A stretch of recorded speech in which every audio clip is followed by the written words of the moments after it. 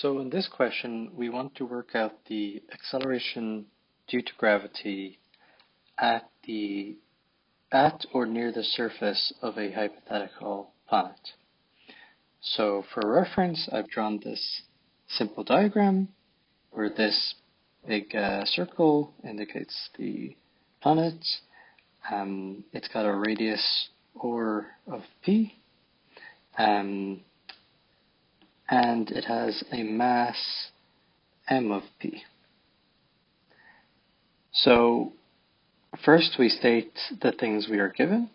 So we're given that the radius of this hypothetical planet is equal to the radius of the Earth, and that the mass of the planet is 2.8 times the mass of the Earth. Okay, so they will be important later on. Now, first we want to work out an expression for the acceleration due to gravity, which we denote as g, in terms of the mass of the planet and the radius of the planet. So we know from Newton's second law that if we place a mass, let's say m, at the or near the surface of the planet, that it will experience a force, and that force, which I've denoted here as F of g, the force due to gravity, as the mass of the object times its acceleration, which we denote as a. But we know that the acceleration that it will experience we define as the acceleration due to gravity, because it's being attracted by the mass of the planet. So we call this little a g. So this is from Newton's second law. Now, we can equate this to the physical properties of the planet, namely the mass and the radius, through Newton's law of gravitation.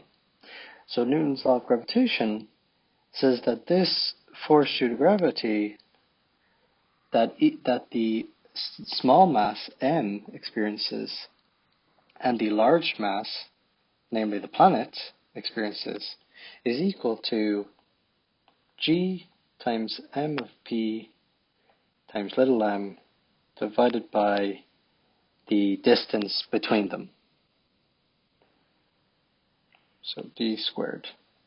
So this is the force of gravity that both objects exert on one another when they're separated a distance d apart. Now here, we have put the small mass on the surface of the planet. And so the small mass is a distance or of p, the radius, away from the center. So we can say that d is equal to the distance between the objects is equal to the radius of the planet.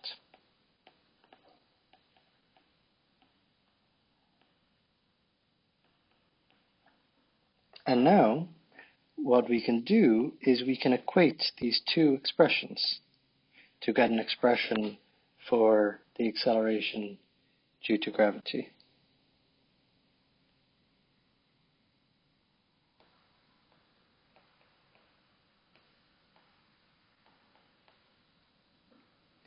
And now we can divide both sides by the mass of our object that we've just since labeled m. We can divide on both sides by m, and we get an expression for little g, the acceleration due to gravity that you would experience near the surface of the planet. And this is an important formula, so we'll put it in a red box. Now, we are given the radius of the planet is equal to the radius of the Earth, and the mass of the planet is equal to 2.8 times the mass of the Earth. And so what we can do is we can think of the corresponding expression for Earth's gravitational acceleration, which from this expression is equal to pretty much the same expression, but you, instead of subscript p, you just use subscript z, because we're now dealing with the mass of the Earth and the mass and the radius of the Earth. And now by dividing this expression by this expression, we can get a much simpler expression for the gravitation due to the acceleration due to gravity near the surface of the planet.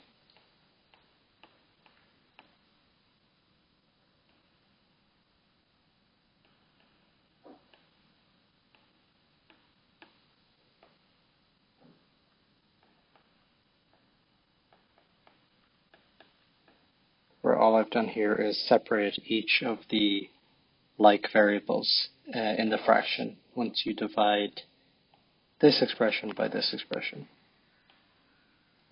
Now,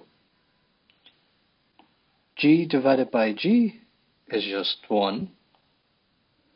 We are given that, if you recall, we are given that the mass of the planet is 2.8 times the mass of the Earth, so mp divided by me will just be 2.8. And so this ratio here, mp divided by me, is 2.8. And we are also given that the radius of the planet is equal to the radius of the Earth. So this whole ratio will just be 1. And so finally, the acceleration due to gravity near the surface of this hypothetical planet is equal to, g divided by ge is equal to mp divided by me, which is equal to 2.8. And so we can multiply both sides by the gravitational acceleration at Earth, and we get that the gravitational acceleration of our planet is 2.8 times the corresponding value of Earth, which we know, or we can just look up, that is 9.8 meters per second. And so we get that the gravitational acceleration at the surface of our planet is 27.44, which once we just keep the first significant figure after the decimal point is just 27.4 meters per second squared. And so that is our final answer. So to just recap how we reached this result, we first drew a simple picture.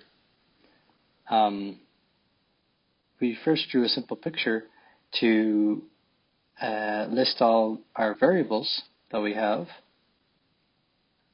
and to get a more intuitive feel for what we were looking at. We then listed all the quantities we were given in the question, which I put in this green box here. And once we equate the Newton's second law with Newton's law of gravitation, we can find an expression for the gravitational acceleration that a mass at the surface of a planet would experience only in terms of the mass of the planet and the radius of the planet. Now, using the values of the planet's properties that we were given in terms of their corresponding properties of Earth, we found that we could reach a very simple expression, namely this one, using the fact that our radius of our planet is equal to the radius of the Earth. And so in the end, we reached this final answer. So thank you for listening and have a good day.